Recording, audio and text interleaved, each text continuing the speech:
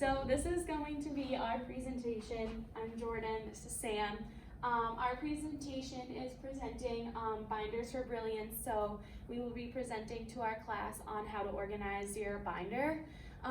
So the way our presentation works is we're gonna run through all of the slides like we would be presenting, but in a real life activity, the students would be organizing their binders step by step as we go through the presentation, which kind of would add some time. And also we have a short video, which we're not going to play the whole thing, but that would take some time as well. So this is binders for Brilliance.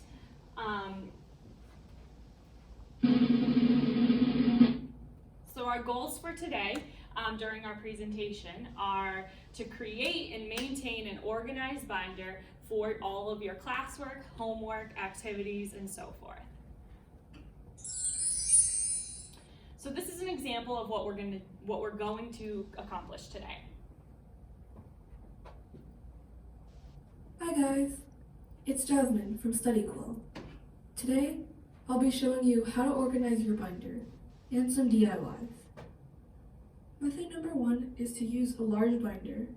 This is a 1.5-inch binder, and divide it into parts for each class using dividers. I would recommend using dividers with pockets, like these, because you can separate papers that are more important, like a syllabus or assignment sheet. If you don't have pocket dividers, or even regular dividers, I'll be showing you how you can make them later in this video. The second method is to use multiple smaller binders. These are 1-inch binders and a 1/2-inch binder. I use this method for biology. I'm using normal dividers to divide the binder into 4 sections: notes, classwork, warm-ups, and binder paper. You can divide into whatever sections you need based on the work you do in your class, although I would consider a binder paper section a requirement. In a math class, I would also recommend a graph paper section. You can tweak these however you like. For example, my school has block scheduling, which means I only have half of my classes every day. So I could do 1 binder for my odd day class. So just so you know, these were just some examples of how to organize a binder. Today, what we're going to do is we are actually going to organize the binder in a way that includes folders for every subject and your agenda planner in the front. So we would suggest actually having a binder of this size so that we can fit everything in it all together. And like the video talked about, for certain classes you're going to want certain materials. So like she said, for math class it'll be a good idea to add some graph paper. For English class you're going to want to add some lined paper. So those are a couple extra things that we would throw into the binder as well. All right.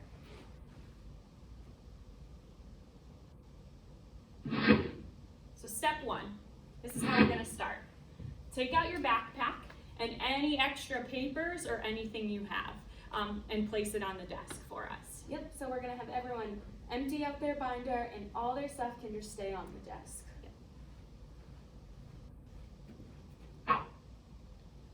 Step 2, we want you to sort all of your materials into classes. For example, any paperwork or classwork or homework that you have associated with math needs to go in one pile. Again, anything associated with English, any homework, classwork, or anything like that needs to go into an English pile, and so forth.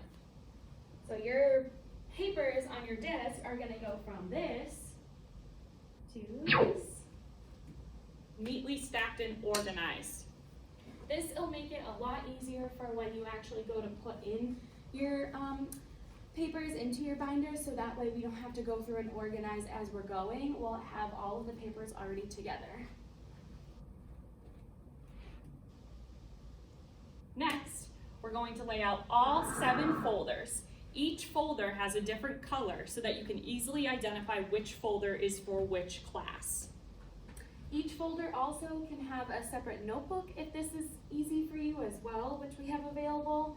So like she said, each folder will go for a different class. So maybe red, you'll think of English. So you'll have all your English stuff in red. In this way, it'll make it easier for when you go into your backpack to just pull out whatever color you think of when English comes.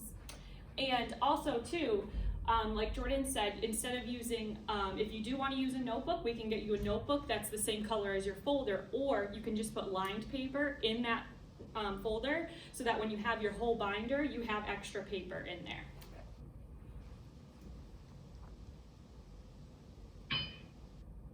All right, we're gonna hand out labels, and we just ask that you take a label and you put it on your folder and you write down what subject that folder is for. So example, if you have a red folder for English, you want to put a label on it and write English, just so you can easily identify which folder is for what when you're in your binder.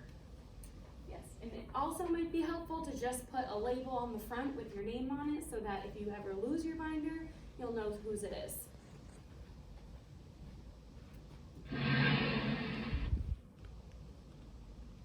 All right.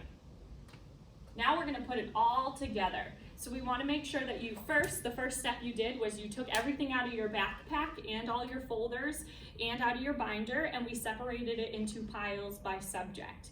Then we assigned a folder to each subject, and then we labeled that folder. Now we want you to take all of your paperwork, classwork for each subject and put them in their designated folder. Then what we'll do is we will actually put them in your binder all together so that you have one place with all of your work and all of your folders that are accessible to you. Yep.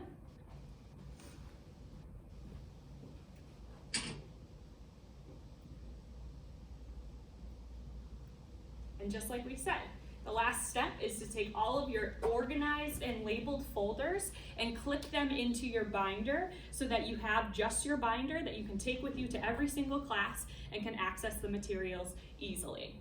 And one other tip would be in order of your schedule per class, it may be smart to put your binders and your folders in order of your class. So if you have English first period, English stuff will be put in the binder first. So that's just also a tip that we can help you with as well.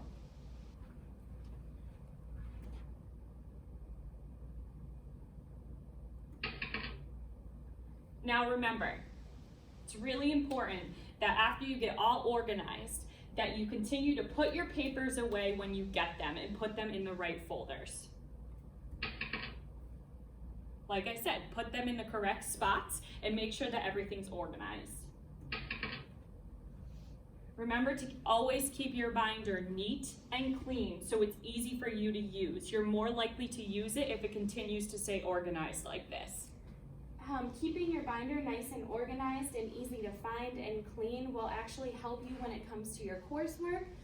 You'll know where everything is, so you won't be losing any homework, and you'll know where all your papers are, and you'll be able to access them very, very easily.